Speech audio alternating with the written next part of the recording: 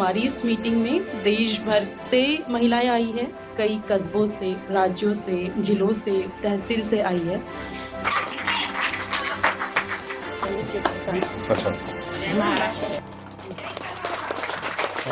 बहुत सारे लोग कर रहे हैं पॉलिटिक्स, कई सारी महिलाएं हैं भी ऑलरेडी, तो वाई अस? तो उस रेज का रियलाइजेशन कि हम पिछड़े हैं, हम सेकेंडरी हैं, हमारे पास सच में कुछ नहीं है, हमको धुतकारा गया है, हमको फेंका गया है, मारा गया है, काटा गया है, या कुछ भी नहीं किया गया, तो कम से कम चुप रहने को हमेशा कहा। और ये काटने का हथियार कौन सा है? पेट्रियार्की, नफरत, हिंसा। इसमें शर्म का क्या रोल है? शर्म is also a part of patriarchy, जहां पर हमें ट्रेनिंग दी गई है। How does it work? ये कैसे काम करता है? अगर किसी को ताकत देनी है तो किसी से ताकत छीननी पड़ेगी, और ताकत छीनने के लिए आपको कुछ सिखाना पड़ेगा। तो शर्म वो एक एलिमेंट है जो महिलाओं को, औरतों को सिखाया गया है इस बात के लिए कि तुम्हें ताकत क्यों प्रैक्टिस नहीं करनी है, क्योंकि तुम्हारा गहना तो शर्म है। और उस शर्म की वजह से आते हुए भी, जानते हुए भी, समझते हुए भी हमें लगता है ये हम कर नहीं सकते। मान लीजिए आप राजनीति में सफल हो गई और आप जो आपको राजनीति में चाहिए था हो गया, आप पावर स्ट्रक्चर में आ गई, शर्म गायब हो जाएगी?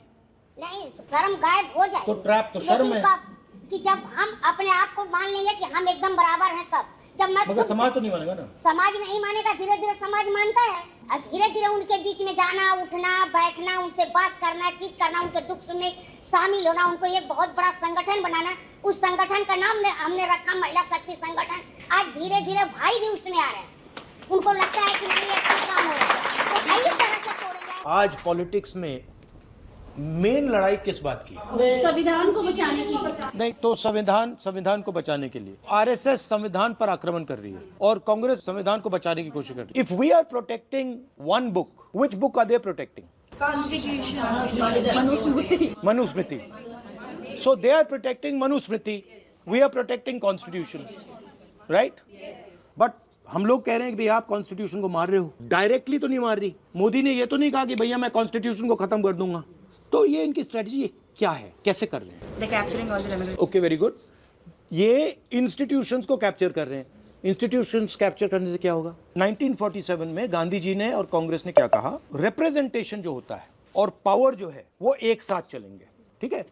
मतलब अगर आप एमएलए बने, रिप्रेजेंटेटिव चुने गए, तो आपको पावर दी जाएगी। ये कॉन्स्टिट्यूशन में कहा गया है और ये कांग्रेस ने हमेशा किया है। अब बीजेपी ने नया कॉन्सेप्ट निकाला है। ये पहले सिस्टम था, रिप्रेजेंटेशन और पावर एक साथ। अब इन्होंने ये कर दिया, पावर इस साइड कर दी, रिप्रेजेंटेशन इस साइड कर दी। ये कह रहे हैं कि भैया देखो, दलित हो, आदिवासी हो, पिछड़े वर्ग के हो, तुम लोकसभा विधानसभा में जितना आना चाहते हो आ जाओ, हम बैठा देंगे तुम्हें, मगर विधानसभा में, लोकसभा में पार नहीं होगी। पावर कम इधर ले जाएंगे। तो 90% हिंदुस्तान क्या सोच रहा है? बड़ा खुश है कि भैया देखो, हमें लोकसभा में टिकट दे दी, हमें विधानसभा में टिकट दे दी, हमें पंचायतों में टिकट दे दी। और इन्होंने क्या किया?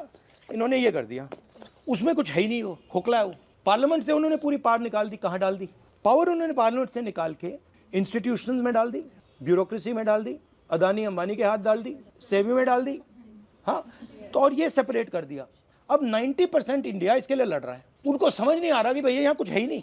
लोकसभा में जो एमपीज हैं, मैं उनसे बात करता हूँ बीजेपी के एमपी से, दलित, ओबीसी, आदिवासी एमपी से, मैं उनसे कहता हूँ भैया आप आ गए, मगर आपको कुछ मिला? कहते राहुल जी यहाँ पे तो हमारी बात नहीं सुनते, बैठा रखा है। कास्ट सेंसस का क्या लॉजिक है? अब कास्ट सेंसस से हम क्या करेंगे?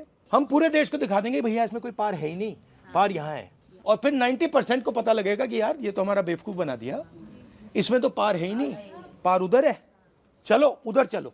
आपने मुझे पहले कहा कि देखिए हम पावर में पार्टिसिपेट करना चाहते, और आपने मुझे कहा कि देखिए हम रिप्रेजेंटेशन के थ्रू पावर में पार्टिसिपेट करना चाहते हैं। और मैं आपसे कह रहा हूं कि जितनी रिप्रेजेंटेशन लेनी है ले लो। कुछ नहीं मिलेगा। मैं मतलब लोकसभा में एमपी बैठा हूं, मतलब जब वो माइक ऑफ करना चाहते हैं ऑफ कर देते हैं, राइट? ये हिंदुस्तान की हिस्ट्री में पहली बार हुआ है। 1947 के बाद ये पहली बार हुआ है। 90% को हटा दिया, ब्यूरोक्रेसी में तो आपको हटा दिया, कॉर्पोरेट इंडिया में कोई नहीं है, जुडिशरी में कोई नहीं है, पावर सिस्टम में 9%, 10% लोग चला रहे हैं, और 90% को इन्होंने कहा भैया तुम जाके रिप्रेजेंटेशन करो, और उसमें कुछ है ही नहीं। पावर मिलेगा कैसे? कांग्रेस पार्टी का क्या लक्ष्य है? 50% रिजर्वेशन, जाति जनगणना, पब्लिक सेक्टर। अब हम क्या करने जा रहे हैं कि हम देश को बताना चाह रहे हैं कि देखिए ये रिप्रेजेंटेशन और ये जो पावर का स्ट्रक्चर है इन्होंने अलग कर दिया। अगले 10 साल 15 साल का काम ये है, फिर से पावर को विधानसभा में, लोकसभा में डालना है, तो इसमें आपका क्या रोल है? आपका रोल है कि क्लैरिटी से आप बोलें कि लड़ाई मनुस्मृति और संविधान के बीच में है, लड़ाई पावर और रिप्रेजेंटेशन को जोड़ने की है।